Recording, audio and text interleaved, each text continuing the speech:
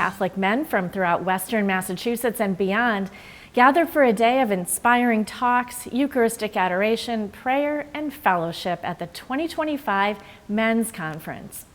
Carolee McGrath has more now on how this day-long event was a day to celebrate being Catholic.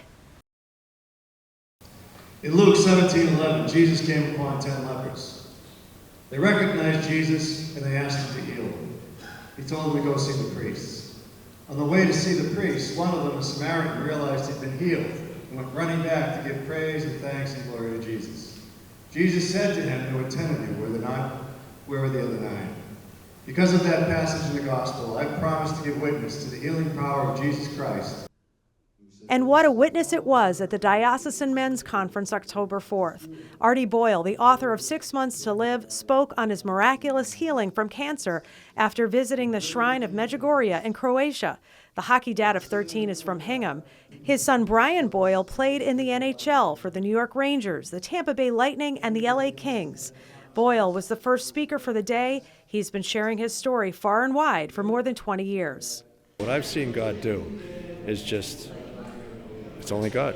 And you're just a regular guy from Hingham, a regular hockey dad who is Catholic, but not that Catholic. Regular hockey dad, golfer. Don't forget that. Yeah, just a regular guy. That does regular things. But I was lucky enough to be the beneficiary of what I consider a miracle. I was supposed to be dead at 44 years old, and I'm still here at 70. So God has been good. Yeah. Close to 200 men attended the conference, which had a theme of called. The conference returned during the Jubilee Year of Hope after a long hiatus. Joe Austin, the director of the Office of Missionary Discipleship, organized the event. I really think it's about men finding fraternity, seeing that there are other guys just like them all over the place, coming together, talking about God, talking about Jesus, learning more about their faith, having encounters with the faith, but especially growing in that fellowship, that fraternity, and really that brotherhood. This is Bible verses, fill in the blank, or finish the phrase. Sam Tadzia of Red Barn Ministries was the master of ceremonies. The father of 7 was there with his wife Kristen and their youngest, 8-month-old John Bosco. How would you encourage other young guys out there? Stay faithful. God is calling you to this moment and to your specific vocation. And so embrace that. Sister Dee Dee Byrne, the sister of Bishop Byrne, also spoke. Sister Dee Dee is the superior of her order, Little Workers of the Sacred Hearts of Jesus and Mary in Washington, D.C.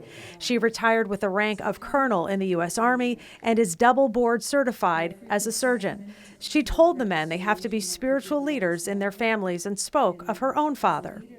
It made my father a great role model for fatherhood and for the rest of my siblings is how, like St. Joseph, he took the spiritual lead in our home. He lived his life with fidelity toward his wife, his children, and his Lord. Every day I pray I will see him face to face. Father Justin Bolger, a Dominican friar of the province of St. Joseph, played and sang at the conference. He was ordained in 2020 and is the chaplain of Brown University and Rhode Island School of Design. He is also a member of the Hillbilly Thomas, a band of friars who play country and bluegrass. If you put God first, other things fall into place in your life. Jesus Christ is our leader, so we must follow the leader. All right, but then when you do, other things will fall into place. But if you follow other things first and then put Jesus somewhere else in your life, things get kind of out of whack, and life is harder. Dr. Peter Kreeft, a Catholic philosopher, author, and professor at Boston College, spoke on suffering. God is not the author of sin. We are.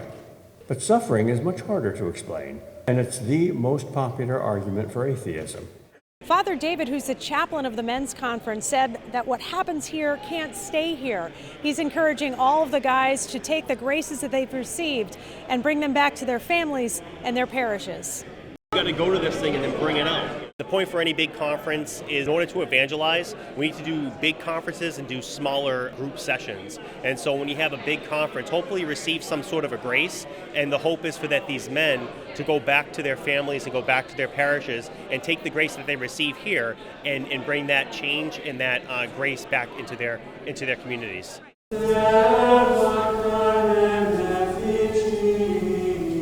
The day included Eucharistic adoration and a procession and Mass celebrated by Bishop Byrne. I think that this men's conference is going to be a real blessing to our diocese, to bring men together, to help them, affirm them in their faith and friendship, not just with each other, but with God. It only grows. It'll make them better fathers, better sons, better husbands, and build up our church in a way by being good, strong men. Together, men renewed in their faith readied themselves for the mission that God is calling them to. Reporting for Reel to Reel, I'm Carolee McGrath.